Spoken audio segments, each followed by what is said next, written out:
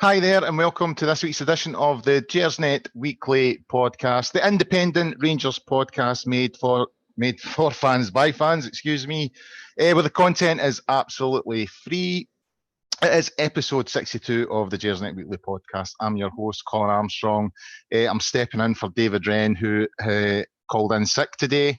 Calling in sick on a Sunday, I always find that a bit suspicious. He says he's got a heavy cold, but I suspect he might have been out last night, but we'll see. I'll speak to him later on in the week. As I said, it's episode 62 of the pod. We are live tonight. We're live on the YouTube. It is interactive, so the comment section is open on the YouTube stream. You can join us, leave your comments. I'll try and read some of those out if I can. The pod's live tonight, as I said, but it's also available to download and stream on a variety of platforms, including Acast, iTunes, YouTube, Castbox, Stitcher, and Spotify from tomorrow. So, as I said, get the word out there. If you're listening tonight and you've enjoyed it, let people know, share us on social media, get the word out there and get people listening. On tonight's show, it's been a bit of a disappointing game today, a bad day for Rangers at the office. A 1-1 draw at Tynecastle against Hearts.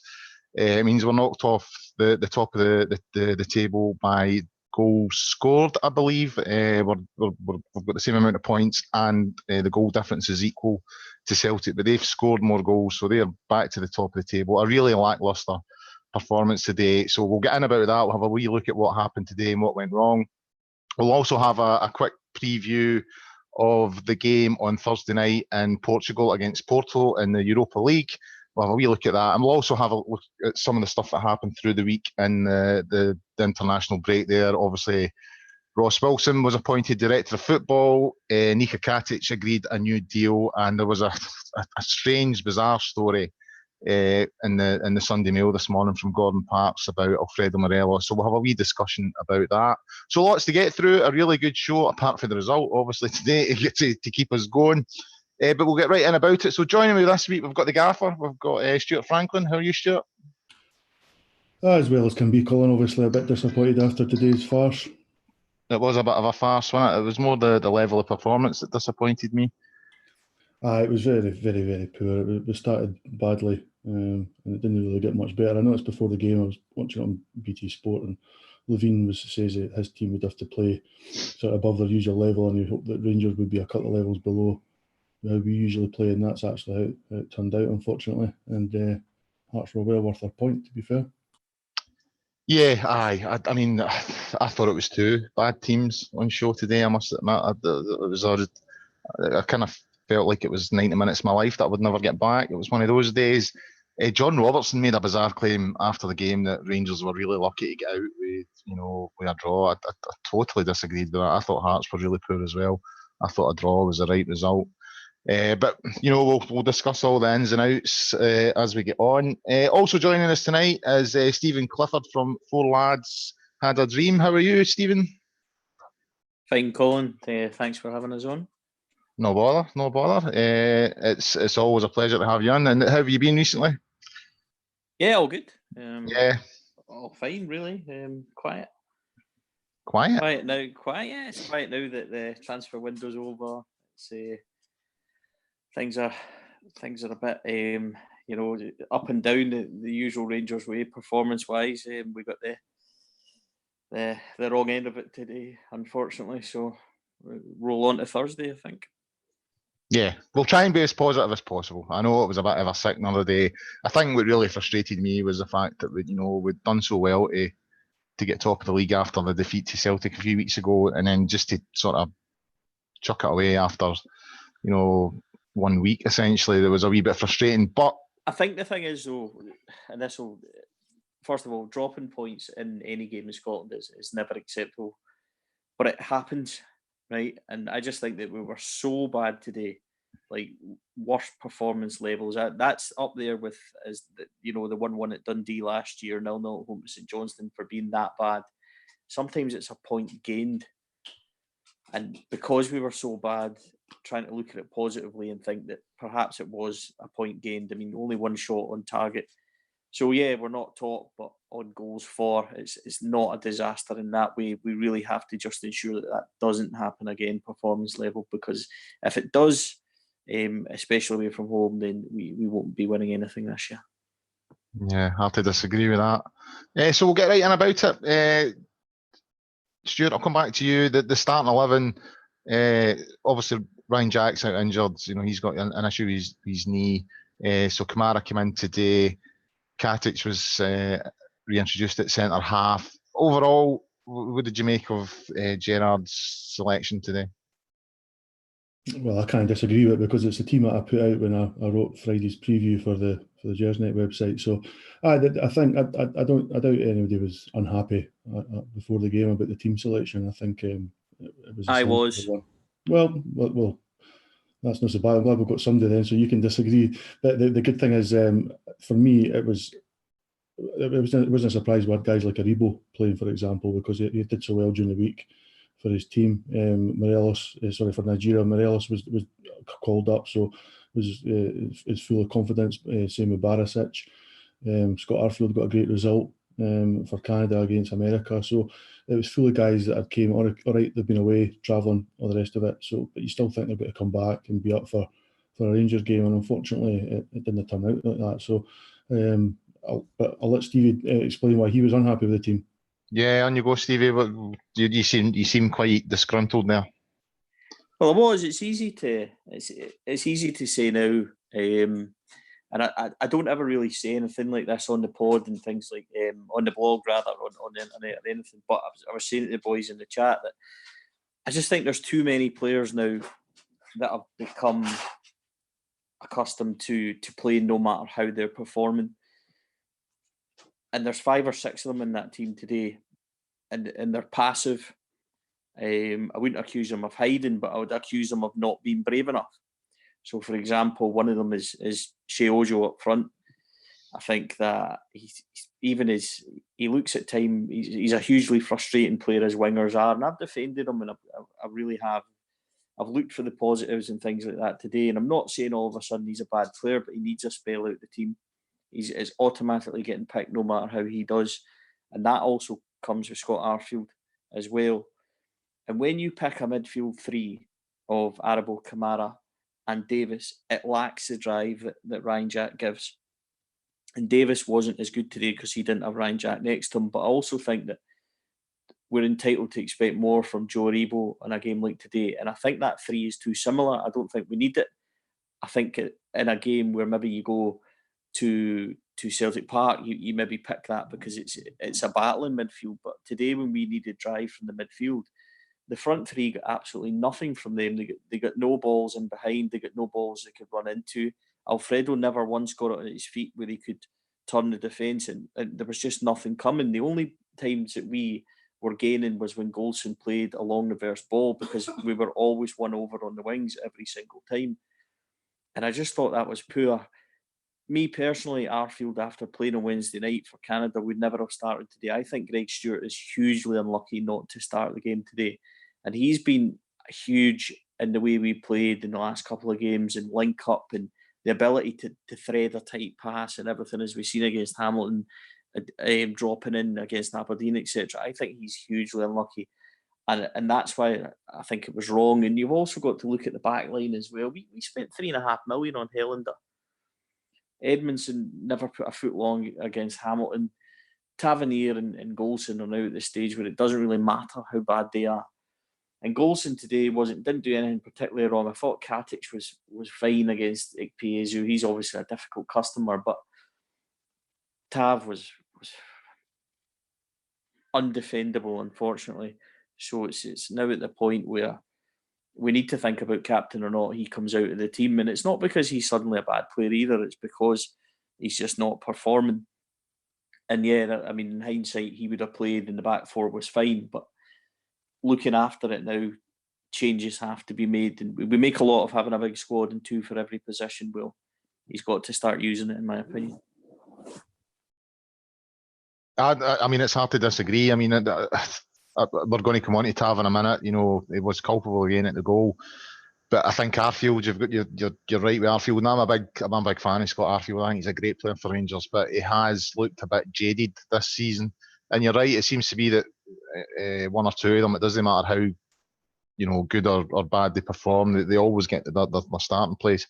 Whereas someone like Katic, for example, has performed well and then has one bad game and he's out the side, and then they bring in Hollander, he has one bad game and he's out the side, and then they bring in Edmundson and he had a great game and he's back out the side. So yeah, I agree. I think there are certain players in there that seem to be fairly confident that they're always going to get a starting place, and it maybe is time to sort of question that. I just think something else, Colin. Sorry to interrupt you. I want to say the whole tone was set in the first 20 seconds when Goldson fired a ball straight to Hearts, and the problem we had is that we were very deep today because we were getting pressed. There was no outball. The midfield three never once. Nobody went beyond. They were very safe. They were very passive, and I think the way we set up was almost defensive when we should be going to try and win games like that today. I mean, Hearts were. If we set the tone properly and start well, and are more attacking, then I don't think Hearts cope. You've seen how the only time we really looked like we should was after we equalised for the last 5 minutes of the second half. And I know Gerard said we battled more in the second half. I thought we were awful in the second half. But we'll get to that in a wee second. But I just don't think that the way we set up today was set up to try and go and win first and foremost. I think it was set up to try and be tight. That midfield is too samey for me. It's too passive. And we won't win leagues if we set up not trying to win games. And I'm not saying that's not what he tried to do, but for me, that was my massive concern before it went, and it went exactly that way, sadly. Sure. I mean, some interesting stuff there from Stephen. I mean, we started really slow, and we could have been one down before the goal came when Ikpeazu hit the bar, and then not long after it, it's a sort of route one ball comes through, Tav yet again. It's something you can't defend, actually, the level of the mistake it was. And we're 1-0 down. And now, I mean, Tynecastle, I sort of said this on social media today during the game, that I always expect that at Tynecastle. I always feel you get an uncomfortable first 20 minutes, half hour. But Hearts, I think they've only won 2 games at Tynecastle in 2019. And as you pointed out earlier, when towards the end of the first half, we looked like we were starting to get a grip in the game, and then we get the goal just before half time, and then it all goes wrong in the second half. We just don't push on for there. So, are there things to be worried about there? Because I thought at one stage we were back in it and we had control of the game, and then the second half performance was pretty poor. It was kind of strange because, like you say, I mean, we started dreadfully. It was really, really poor. But it was exactly like a team that hadn't played for a fortnight, to be honest. And I was kind of surprised because, as I said at the top of the show there was guys that, again, they'd been away international, they'd been away travelling, but they all played well and all had good results. Even Kamara was away for Finland and apparently was excellent. So I could understand that lineup, and I could understand playing guys that were in form during the week. And let's face it, the best options available to us, Ojo probably notwithstanding.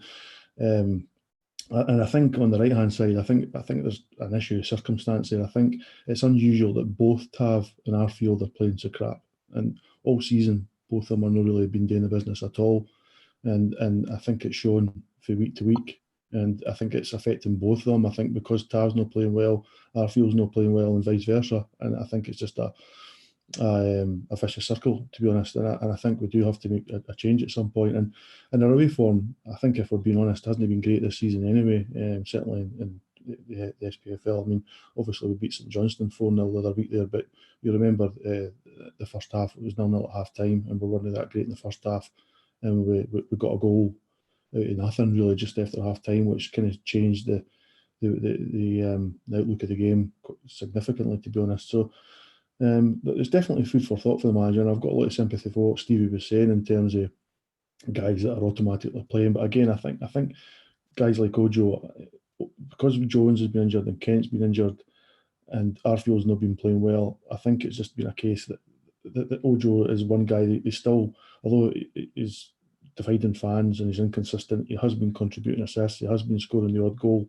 So I think it's easy to say, well, let's keep him in the team and keep doing the business. But today he was atrocious. He wasn't in the game at all. I mean, he offered nothing, and when he did get on the ball again, he was taking the wrong option, or his final ball was really poor. So I think it's pretty obvious now that he will drop out the team. But the problem you've got is we're away to Porto on Thursday. So do you drop Arfield and Ojo, and then you've got Stewart, who might not be as effective at getting back and sort of playing in a deeper role, or do you bring somebody in like Docherty or King, who seems to have disappeared at the picture completely? There's a lot of questions for the manager now, and this is where he's going to have to start turning his con. Stephen, on the issue of Tav, we spoke a couple of weeks ago after the young boys game, and there was a lot of stuff after that about him. Does he deserve to be dropped? Should he still be captain? All that kind of thing. Now, as I said in the sort of opening part of the programme, that's the last 3 goals that the Rangers have conceded. He has been directly almost responsible for. So if this was any other player, I mean, if it was Barisic on the other side, I think after the game at Young Boys, he's out the side. So is the issue with Tav, even although he's captain, is this now becoming an issue he needs to address? Well, there's a bigger thing to the whole Tav thing as well, because if Tav makes a mistake at the back, like he has done, he's made mistakes previously, he would always galvanise and make up for it going forward. But today he was awful going forward, like really, really poor as I've seen him. Crosses overhit, and there was a bright spark in the second half of a move that we had, and Tav had to basically clip it across to Morelos, who was absolutely free, and he overhit it to the back post, and the commentators actually said it was for Ojo, and it wasn't. It was nowhere near him. The defender put it out for a corner, and that just summed him up. It was an easy 10-yard chip to Morelos, who was free. And the problem with Tav is that I'm not saying there's a complacency there, but if Tav is making mistakes at the back and he isn't bailing you out going forward, and his set pieces are poor and his crossing is poor and things like he was today, then I've got to say that I'm not advocating he gets dropped immediately, but I'm advocating that if it doesn't take a sharp upturn, then we should be looking at either Flanagan or we should be looking at Polster. And on the theory that if it was Barisic at the other side, he would be getting put out of the team. And if it was Katic, he would be getting put out of the team, etc., etc.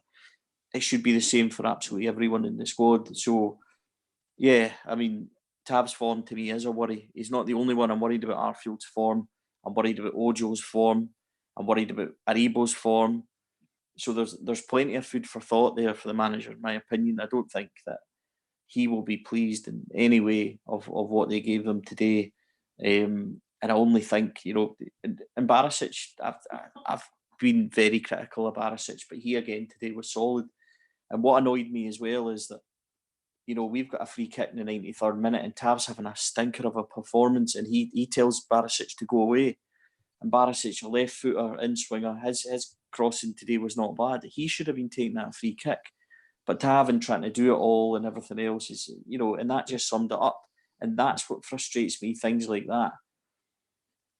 I just think that we're at the point now with Tav where we really have to consider, if it's not a sharp upturn, then he has to come out of the side for his good as well as our own.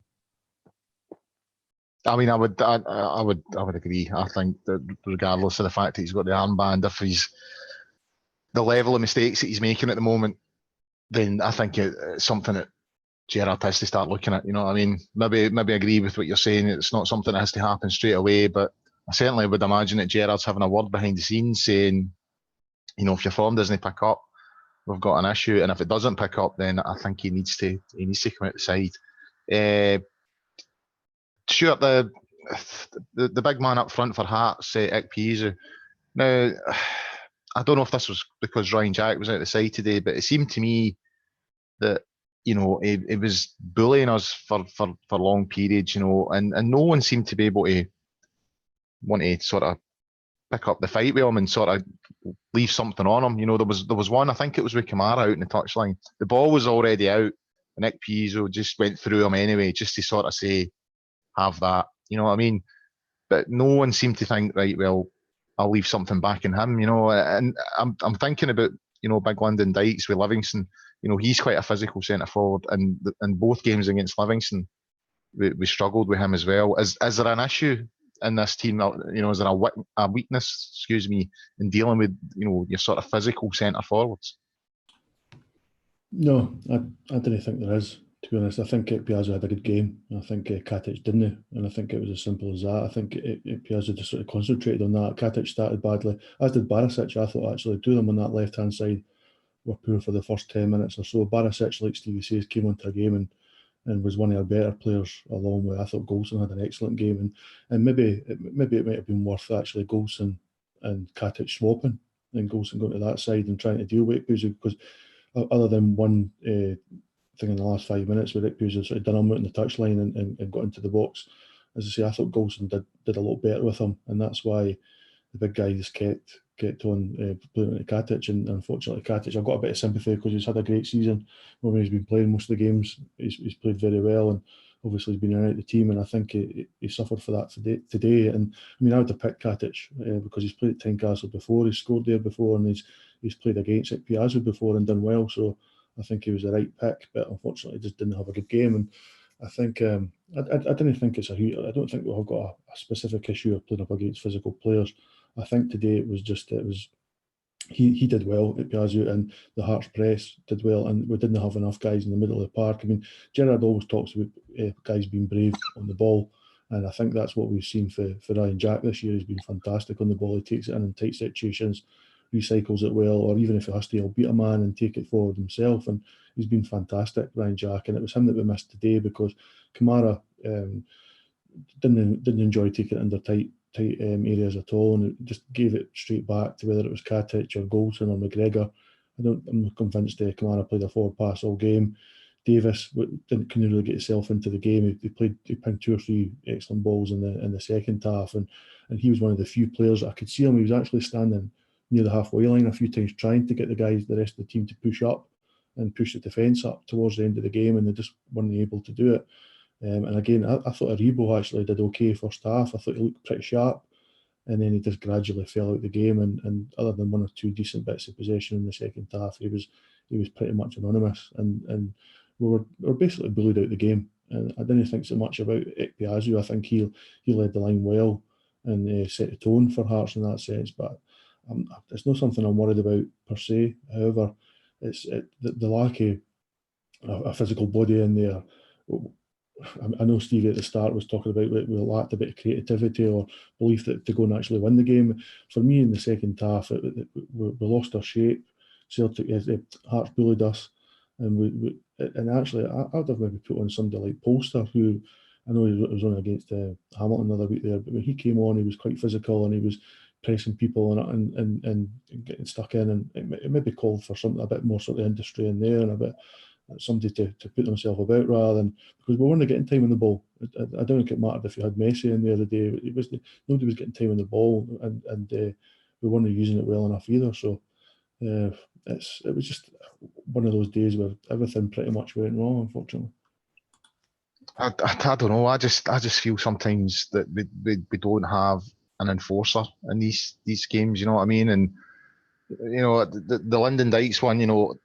I mean, don't get me wrong. I think he's a good player, and I think he might get a move to a bigger club. But I'm slightly concerned that these guys are sort of bullying so many other players, and there's no one there to just sort of say, right, done, take that, and to try and just knock them off their stride. So that concerned me today. It worried me against Livingston, especially the game at the Tony Macaroni Stadium. I just felt this guy was bullying us physically, and no one seemed to be prepared to take him up on that. The referees, sorry to cut in, but the referees will just take action though. I mean, we've seen it time after time if Rangers players try to be physical, especially with guys like Clancy. If we try and go in and go toe-to-toe physically with players, the referee will book our players before they book their players. I mean, you mentioned earlier the challenge for Piazza it was on Barisic just on the byline in front of the Rangers fans, and McGregor went mental and eventually got booked for dissent. I mean, it was a dreadful challenge, and the guy did 2 or 3, and in the second half, he then warned them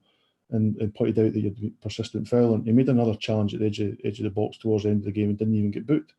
So it's like, as I say, I'm all for having enforcers and for going toe-to-toe with teams, and for we definitely didn't want to get bullied out of games. And I think worse than that, you didn't want to get dragged into that type of game, and that's what happened at Livingston. And that's what actually happened today. And it's happened actually quite a lot against Kilmarnock as well, especially at Rugby Park. We get drawn into a physical game where we end up lumping the ball long. Players that aren't brave enough to take the ball in, they're waiting on the challenge instead of looking to be brave and try and beat a player. And that's a bigger issue for me than dealing with big physical strikers, as far as I'm concerned. Stephen, as I said earlier on, just about sort of 5 minutes before the half-time break, we go back into the game. Corner kick comes in, falls to Morelos, and he took it well. You have to wonder where we would be without him, And I found it quite interesting today as well that when he got his booking, which I thought was harsh, we were speaking before we came on air that, I don't think he deserved to get that booking, but that's his first of the season. You know what I mean? And I don't think, despite that, you're still getting, commentators week in, week out, trying to make a big thing about any time he's involved in the play and any time he's involved in a challenge, almost as if they're inciting and trying to get him, to get booked or something like that. His performances this year and how he sort of reined in the other side of his game, the way he gets frustrated and lashes out sometimes. He's been tremendous for us this season. Before I talk about Alfredo, a wee point on the referee today, Kevin Clancy. For those of us who have a long memory on referees and keep an eye on them, Kevin Clancy was the referee against Aberdeen last year, first game of the season. He sent off Alfredo Morelos, which was then rescinded. He was the referee in the cup ties against Aberdeen. Up at Pittodrie, it was 1-1, and then it was 2-0 Aberdeen back at Ibrox. We were denied Stonewall penalties. He booked Alfredo for remonstrating. So that's only a couple that I can remember, Kevin Clancy. But he's got a list of decisions against Rangers. He clearly doesn't like Alfredo, and like you say, he couldn't wait to book him today. And I can actually understand why you get booked. You bang the ball down like that, then you're going to get booked, and you've got to take that. But I think Alfredo's actually more frustrated at himself. And if you look at the point that Stuart made about Piezu, he's absolutely right. He actually goes and speaks to him and points out 4 fouls that he's already made, and then says, if you make any more. How many? Where do you draw the line? If you're prepared to book Alfredo immediately and not do him for the same, it's that kind of frustration. But aside of that, Kevin Clancy's not the reason why we didn't win today. So it's not an excuse. It's just a frustration at things he does.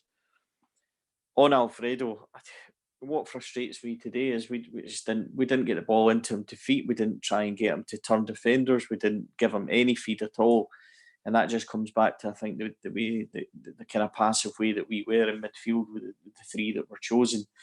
We need to, he is our talisman. He's our best player. We need to play to our strengths, and that is getting the ball to him to turn and be tight on defenders and feeding off him. That's why I think that Greg Stewart is extremely unlucky not to be playing today.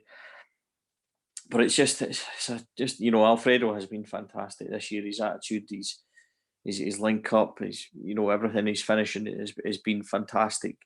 And he's going to be vital to us. But we need to be more than relying on him. We need the wingers pitching in. We need the midfielders scoring goals. We need Scott Arfield finding the target again.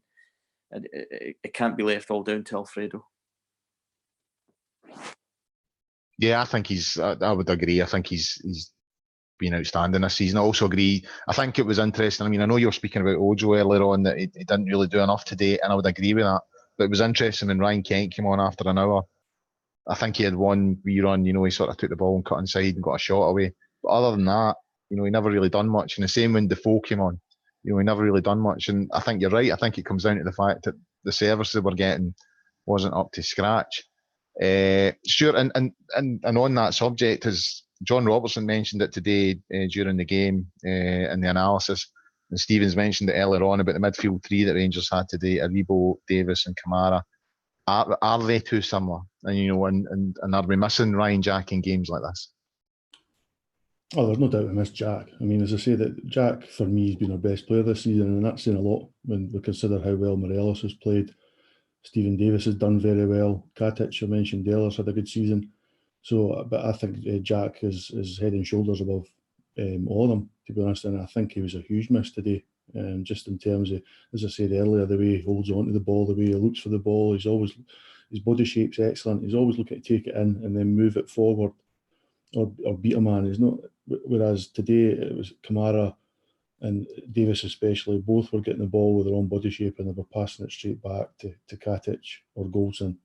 And it happened far too often and we couldn't get any momentum because of that. I mean, credit to Hearts as well, by the way, that their press was good, it was well organised, and we really, really struggled. And 9 times out of 10, it was going back to Goldson, who was playing the diagonal. In the first half, it was to Barisic. The second half, the diagonal, it seemed to be Tavernier that had more of the space on that side. But other than that, we really didn't do much at all in the midfield three, and the balance just wasn't there. And as I say, Kamara's another player. We've talked about Tav and Arfield not having good seasons. Kamara isn't either. It's frustrating because apparently he's doing well when he's playing for Finland, but for us this season, I think he's maybe played well once or twice, probably away to Midtjylland. He had a good game. But today he was pretty much anonymous. Physically, he was poor, and he was unable to keep the ball and move the ball and turn guys like we can see that he is capable of doing. As I say, I thought Aribo did okay in the first half, but disappeared after half time, unfortunately. And as I say, we were bullied out the game. It's as simple as that. We lacked a bit of belief. We lacked that courage on the ball that the manager talks about. And it was, as I say, it's difficult to. I mean, Stevie says he disagreed with the team, which is fine. I mean, but if you say went with the team that we've been playing at Ibrox with Arfield playing deeper, I'm not convinced that would have worked either, to be honest, because Hearts were pressing us that high and were so physical. I'm not convinced that Arfield would have dealt with that well as well, to be honest. So it's a bit of a conundrum for the manager. I mean, how long is Jack going to be out for? I noticed he was on the training field in the photographs last week, so you're kind of hoping that he'll maybe be available for certainly the Motherwell game next weekend, but if not the Porto game. So it's maybe, as I say, maybe somebody like Edmondson. He came on, was against Aberdeen and sat in the midfield. Is he capable of doing that? It might give us a wee bit more a physical body in there where it's needed in more tricky games. And I mean, Porto away is as tricky as it comes. Obviously, in games in the SPL, you didn't really want to be playing somebody like Edmondson, but sometimes, as I mentioned earlier, it's not always about guile and creativity. Sometimes you just got to go toe-to-toe with teams and win the physical battle. And today we didn't do that. And it's, as I say, if you're not playing well where you can't pass round that press, then you're going to struggle. And the ball just keeps coming back today because, obviously, as we've mentioned earlier, far too many players were off the boil, and certainly that midfield three were the same. Stephen, Joe Aribo's another one. I mean, he started the season really, really well. And I thought, a bit like Kamara, I mean, we thought we'd done after Gem. I think since the Celtic game, he's been patchy at best, and is that something else we should be worried about?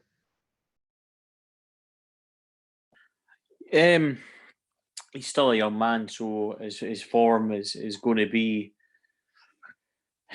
up and down at times. But I mean, I don't want to see Joe Aribo at left back today and deep like he was. His best form and his best moments for us have been when he takes the ball and gets forward and gets him, and gets up beside the front man. That's where he's supposed to be.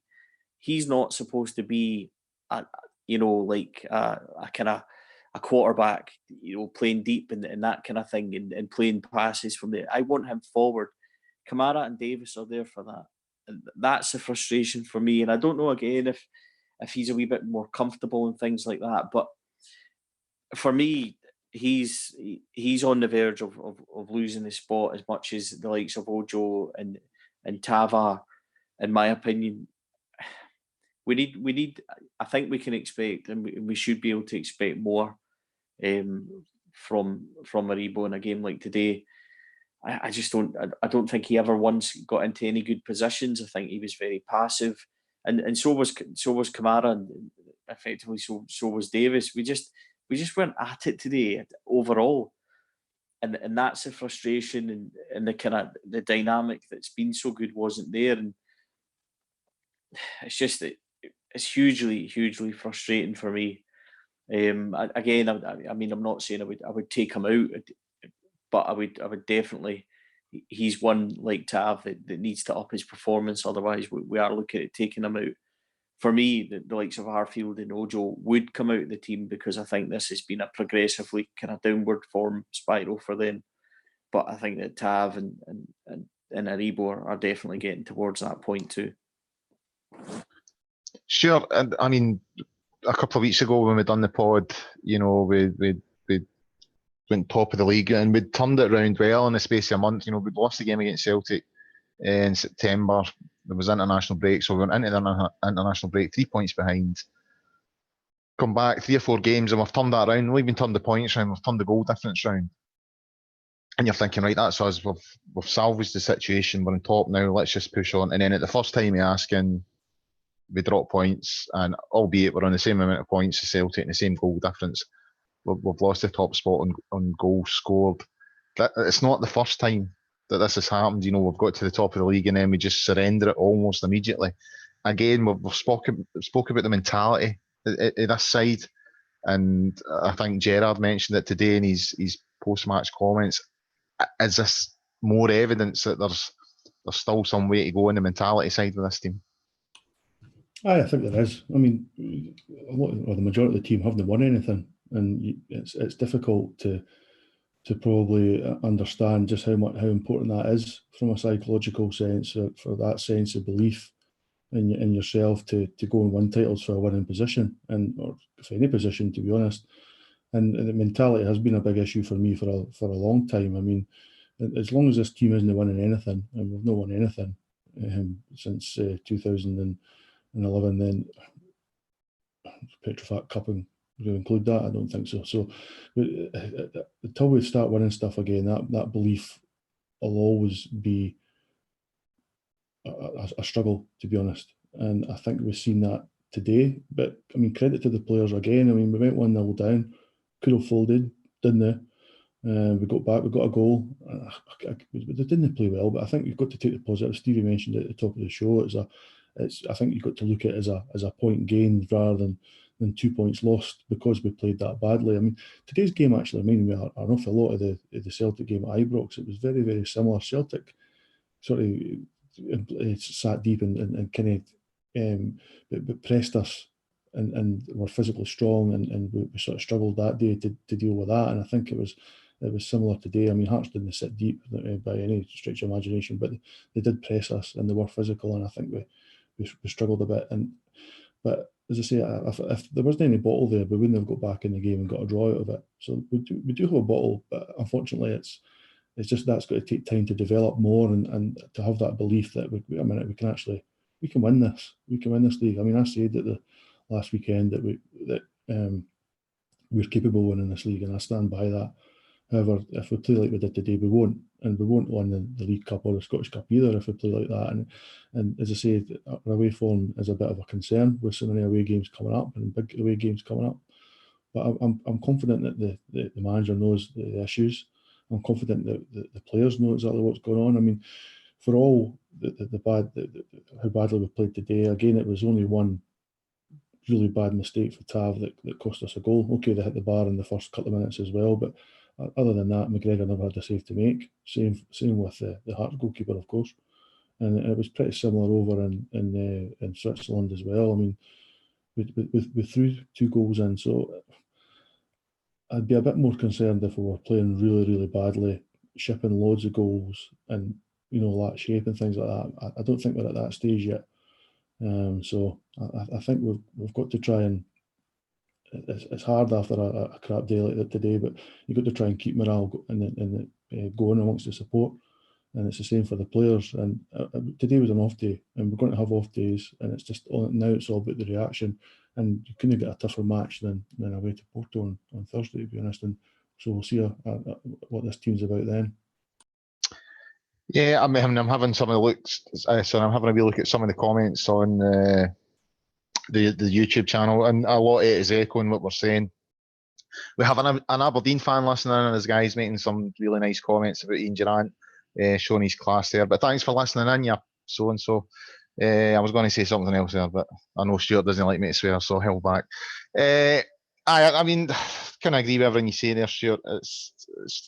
it's just been one of those days, I suppose, and I think it feels like now's as good a time as any to move on to more positive things and have a wee look at Thursday night. Obviously, it's big European night, Porto and Portugal. Stuart, how are you feeling about this one? You feeling confident?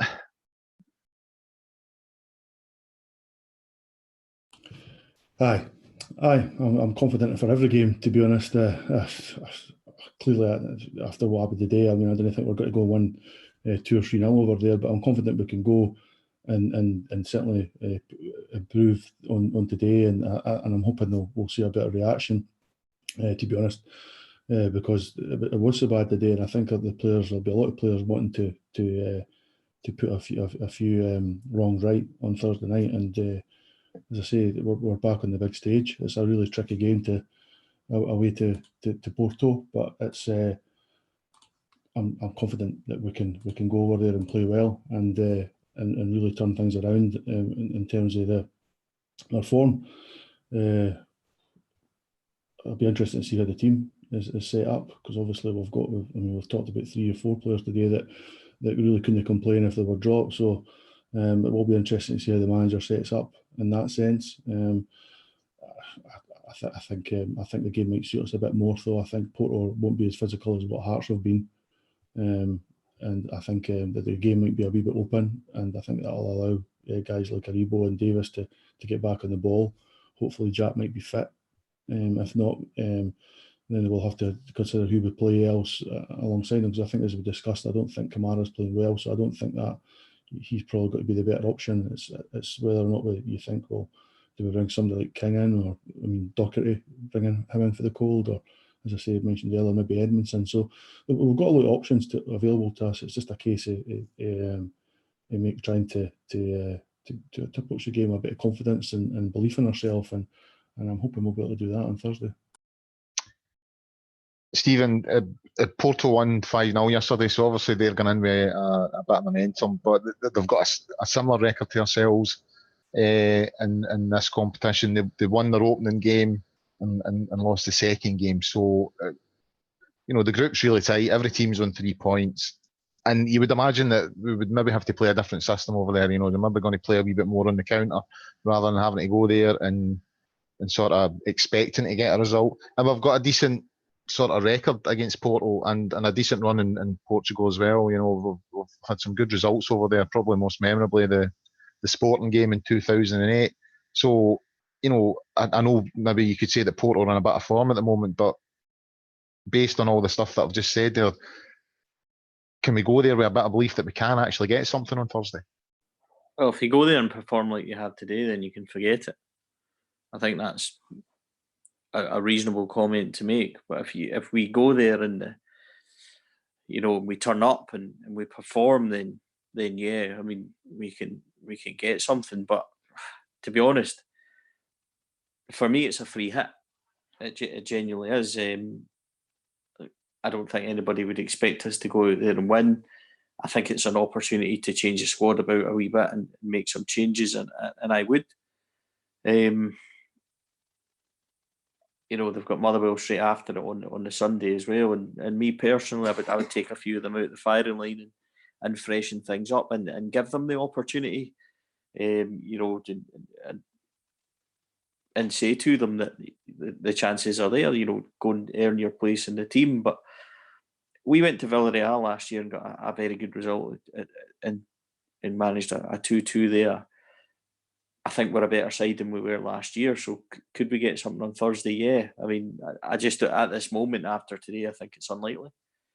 But that's only because, we're down after today's performance. But we need to be better. We need to be sharper. We need to move the ball better. And we need to have, a ruthless performance on the chances that we might get. Because the game will suit us. That we'll be able to break and things like that. But for me, I'm not overly hopeful of getting anything on Thursday, unfortunately. Sure, would you agree with that? I mean, I think when people look at the Europa League, they sometimes see it. Obviously, it's not got the same sort of glamour as the Champions League, but is it worthwhile remembering that Porto were in the quarter-final of the Champions League last year? And they were put out by Liverpool. So they must be a decent team. Of course, we're a good team. There's no doubt about it. And as I said a few times, this is as tough a match as we're going to face this season away to them. And of course, the Europa League isn't the Champions League, and that's fine. The quality in the Champions League is better. However, there's Champions League quality teams in the Europa League, but very nature that because they drop out or because they might have won the league, but they drop into the Europa League because the qualifying stages are so tricky and so difficult, So I don't think it's a huge gulf in quality between the Champions League and the Europa League. So I think you just got to, as Stevie says, take it as a free hit. I think we've done what we set out to achieve this season there. I think we've qualified, and I think the team deserve a lot of credit for reaching the group stages again. I said that last week, and I'll stand by that. And you're just wanting the players to go and relax and enjoy it. And I mean, they're 1 year on for last season, so they're more experienced. So they should be able to know how to deal with these occasions. And I mean, Porto are going to have a go at us. There's no doubt about it. So we're going to have to be strong defensively. We can't afford to make the kind of mistakes we've seen today, or we've seen in Switzerland the other week there. So it's obviously also important that we're strong in midfield. We use the ball better, we look after it, and we also maintain possession where we can. Because I mean, that was a problem today. Is we very rarely kept the ball for very long at all. In fact, I think it was only after we scored we really had any sort of possession. We actually knocked the ball about with any sort of confidence and belief in ourselves. So it's going to be tricky. I mean, let's not kid ourselves on. But this Rangers team, for me, they're capable of quite a lot, and I think there's just a lack of belief there amongst them at times. And I think. But to be honest, I think when they play against better teams, it shows, our quality shows a bit more. And I'm hoping that's what's going to happen on Thursday, to be honest. Stephen, I mean, as I said earlier, the group's title in 2 coats of paint. Every club's on 3 points.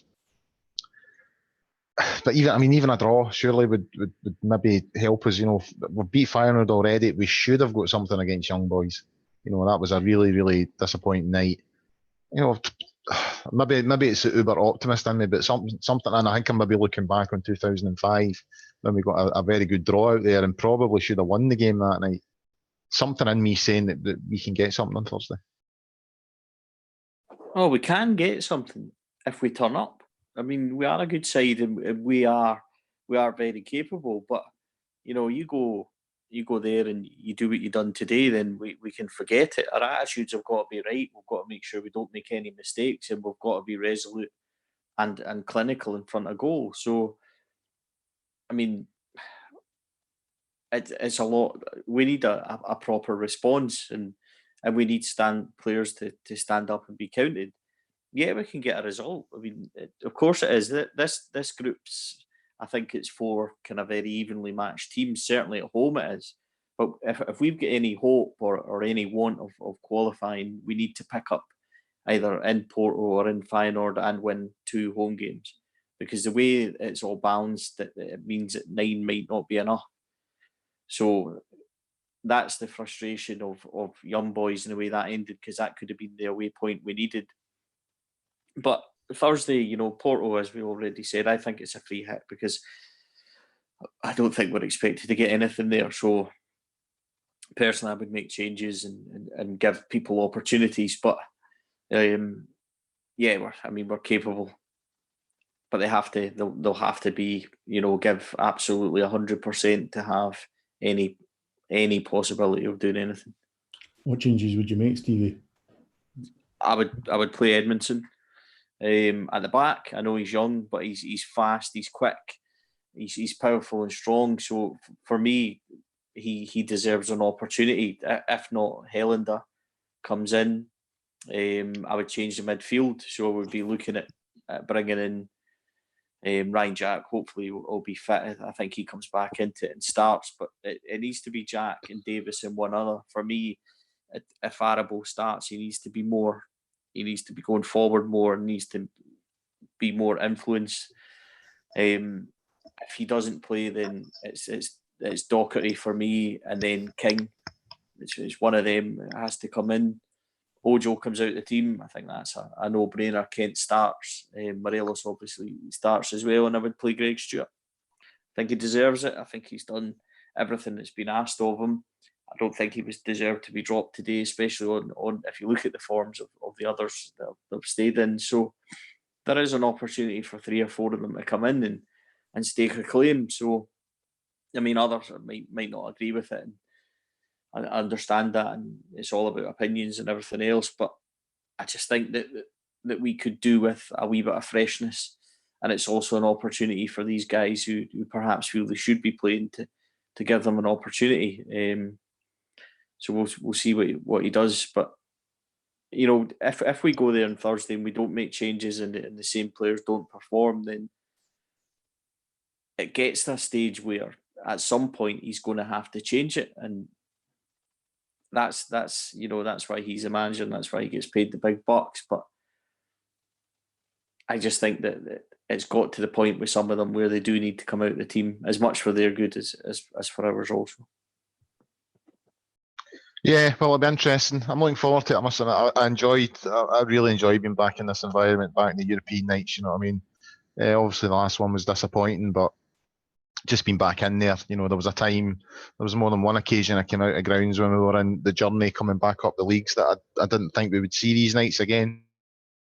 So there maybe is that element, Stephen, that you're saying that it's a bit of a free hit, but it would be really nice if we could even just nick a point. That would be lovely.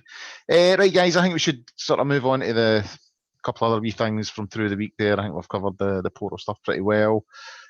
Stuart, coming back to you, it was announced sort of last week that Ross Wilson, you know, it was sort of the worst kept secret in the country, really, that it was coming to Rangers, but, you know, it's been confirmed. So that's him, director of football.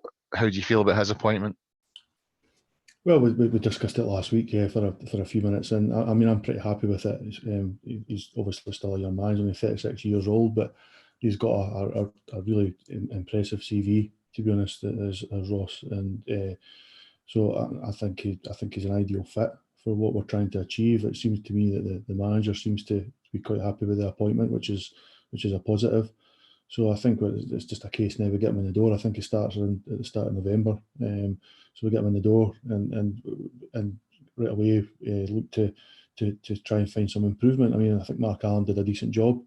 I think most people seem to be pretty happy with what he implemented in and around the club and the football operations. And now it's up to Ross to see what he can do to improve upon that. Obviously, he's been at Southampton for a number of years, and he also made a lot of similar kind of work to what Alan did at Rangers when he was at Huddersfield. So I think there's definitely an opportunity for Ross to come in and make his own stamp on things. And clearly we're now approaching January within the next 2 or 3 months as well. So I'm sure he'll have a 1 or 2 thoughts on where we can make improvements in the squad. I think the manager was quoted as wanting to downsize, which is fine. I agree. I think we've got too many players.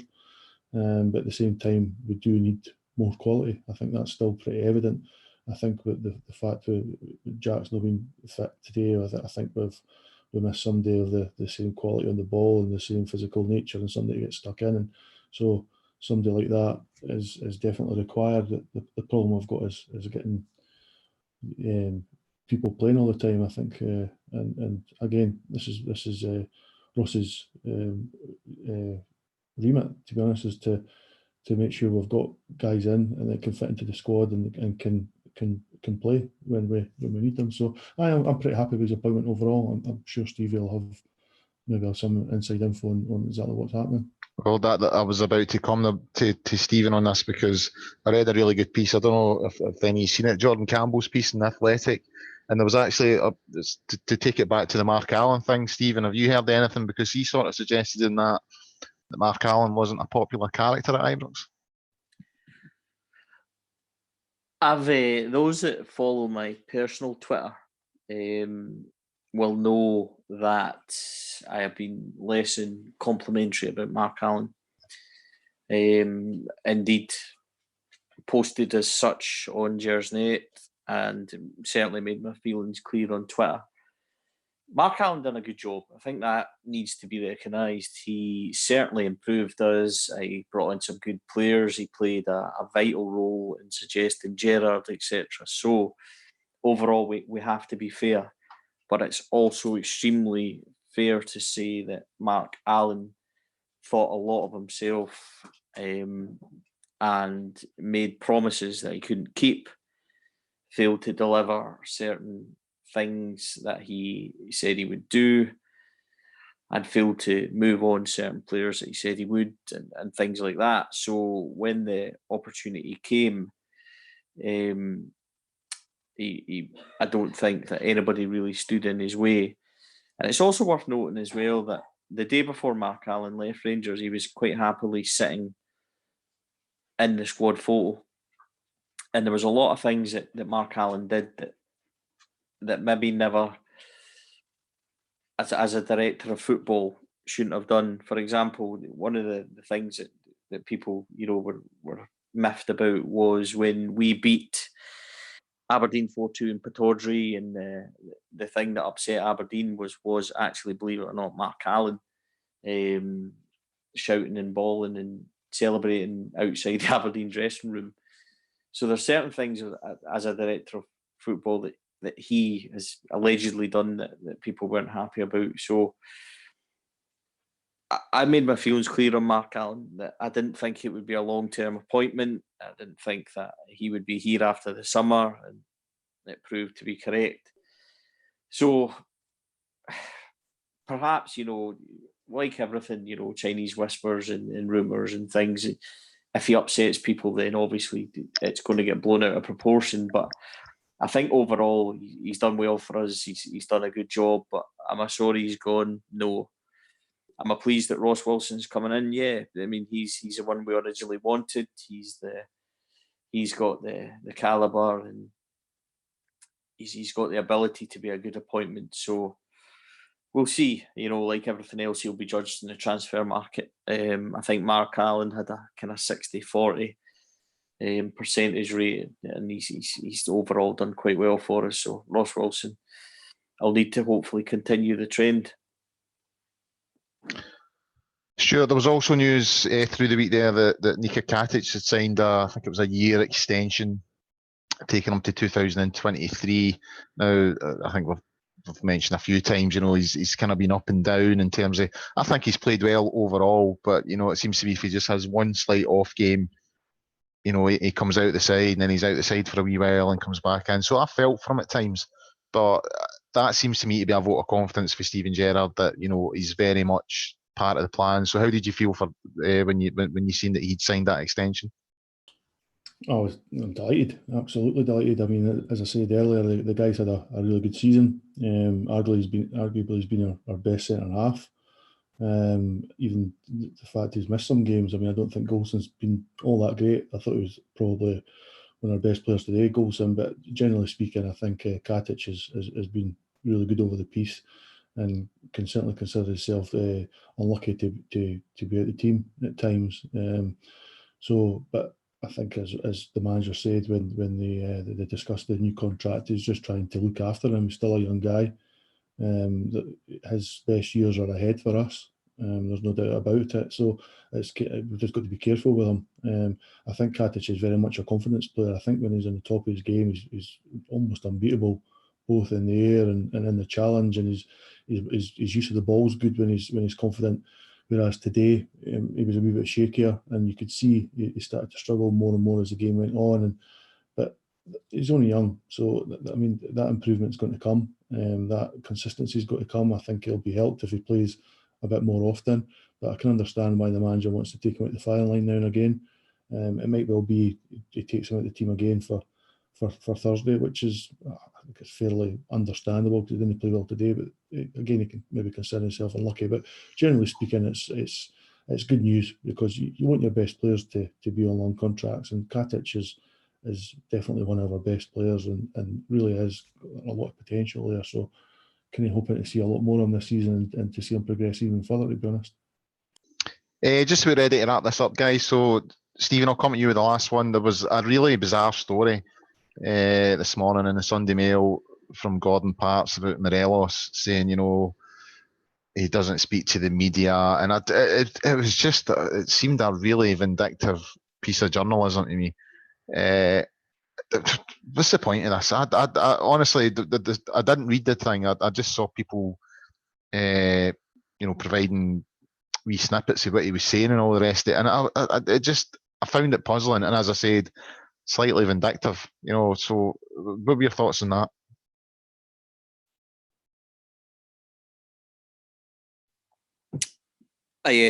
I'll answer this one, I suppose. It's just gutter journalism. It really is. I mean, Gordon Parks he's the same one that had to go, almost xenophobic at the Kilmarnock manager a couple of weeks into the job. And it's we ask, sometimes I wonder to myself why my blog does so well and why people follow it and why it gets such a good read and everything else. And to be honest, and excuse me for it, it's because of crap like that. And that's utter gutter tabloid clickbait nonsense. And it's just, no wonder, why would Morelos talk to the Sunday Mail or the Daily Record after the stuff that they've written about him and everything else? Because I'll tell you something, Alfredo Morelos, there's pictures everywhere of him on the internet with kids smiling and getting his photo taken, and he's lovely to the Rangers. I've never read anyone complain about how he's behaved towards Rangers support. So, and everybody says he's a great teammate and he's funny, he's always having a laugh and everything else. And why should he talk to the tabloids when that's how they treat him? I mean, it's just, it's a shambles.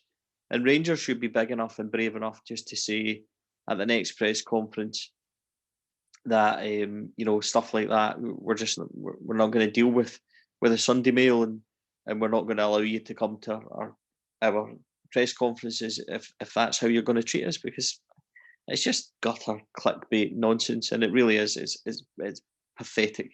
It really, really is. Sure, I'll give the final word to you. What did you make of that? I just thought it was bizarre.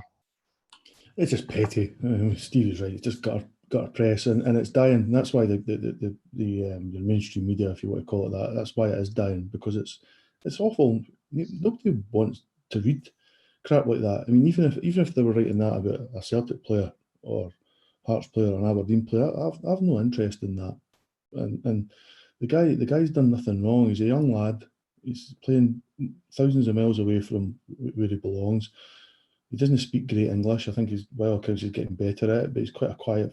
He likes to carry on, but he's fairly quiet and well spoken anyway. I mean, I seen him when he was away for Colombia. He gave a good press interview. Didn't hide for anything. Doesn't hide for our support. Doesn't hide on the pitch. Has he done a few things wrong this time? Absolutely. Who hasn't he when they're 21, 22 years old?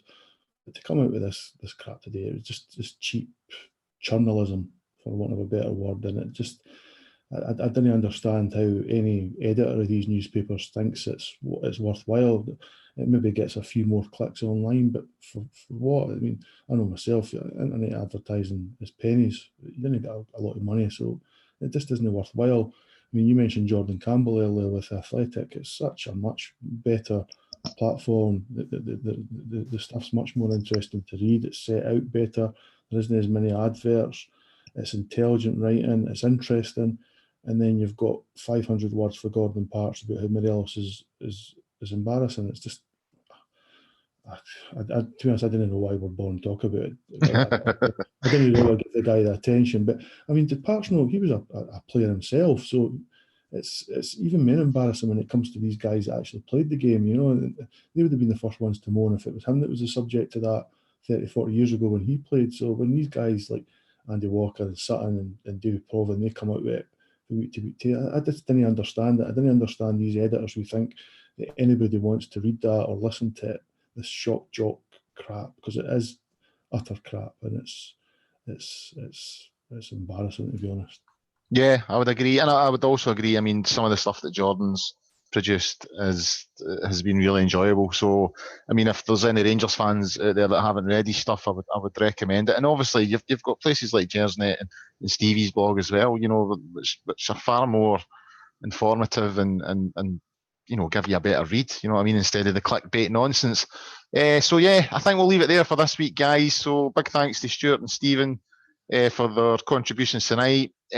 So a show next week. We've got the Motherwell game coming up next week, obviously, and there's a big European night against Porto on Thursday. So next week's show, we'll have a wee look at that. In the meantime, get yourself onto the forums and the Gersnet website at www.gersnet.co.uk, and also check out Stevie's blog. As he said earlier on, there's lots of good stuff on there. So get yourself on that. So until the next time, bye for now.